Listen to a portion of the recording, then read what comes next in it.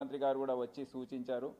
ఈ operators, crane operators కానివ్వండి, నిమజ్జనం దగ్గర ఉన్న పోలీస్ అధికారులు కానివ్వండి, అందరికీ కూడా ఈ షిఫ్ట్ టైమింగ్స్ కూడా అంత 6-8 గంటలు అట్లా పెడితే అలసిపోతారు. ఒక 4 గంటలు 5 గంటలు పెట్టాలని వారు సూచించారు. సో దాని ప్రకారమే మా ఆఫీసర్స్ అందరు కూడా తయారయ్యి ఆ ప్రణాళిక అంతా సిద్ధం చేశారు. సో ఎవరు కూడా అలసిపోకుండా ఫ్రెష్గా ఉండి ఈ ఇమర్షన్ అనేది చేయించే విధంగా వారు చర్యలు తీసుకుంటున్నారు. ఆఫీసర్స్ అందరు కూడా డ్యూటీలో ఉన్నారు, షిఫ్ట్ వారీగా వారు పనిచేస్తున్నారు. తొందరగా ఈ నిమజ్జన కార్యక్రమం ముగించాలని మేము పూర్తి స్థాయిలో ప్రయత్నిస్తున్నాం.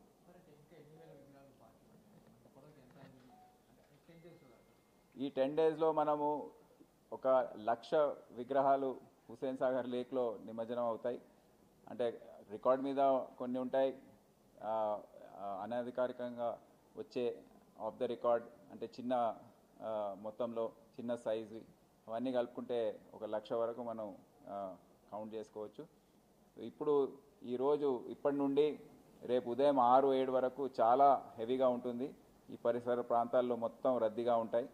సో దాదాపుగా ఇంకా 20-30 వేల విగ్రహాలు ఇంకా నిమజ్జనం చేసే అవసరం ఉంటుందని మీకు తెలియజేస్తాను.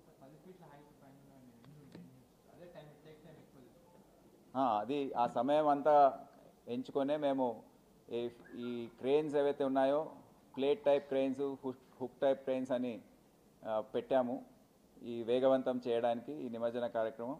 సో అక్కడ డివిజన్ చేసుకుంటూ 10 అడుగుల పైన ఉన్న విగ్రహాలని ఎక్కడ పంపించాలి, 20-30 అడుగుల పైన ఉన్న విగ్రహాలు కూడా ఉన్నాయి, అవన్నీ కూడా ఎక్కడ పంపించాలనేది క్లియర్ ఒక ప్లాన్ ప్రకారము క్రేన్కి నంబర్స్ ఇచ్చాము. ఆ నంబర్స్ ఉన్న క్రేన్కి అది తరలించడం, తొందరగా దాన్ని నిమజ్జన కార్యక్రమం పూర్తి చేయడం అనేది మా ఆశయం. అది పూర్తిగా అమలు చేస్తే ఇంకా తొందరగా అవుతుందని మీకు తెలియజేస్తున్నాను.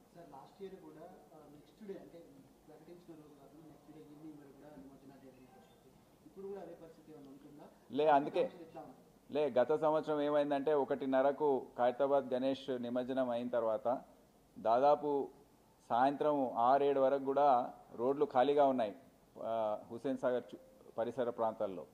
అది ఎందుకైందంటే ఈ 3 జోన్స్ నుంచి విగ్రహాల మూవ్మెంట్ చాలా స్లోగా జరిగింది.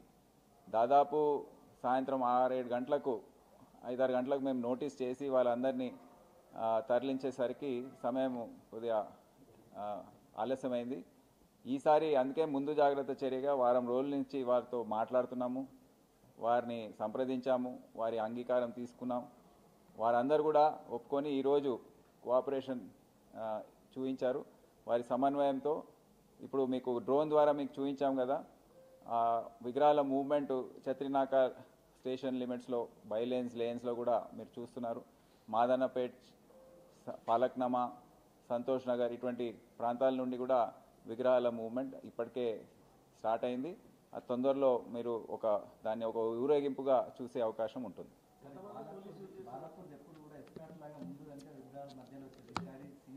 అది గత 4-5 సంవత్సరాలు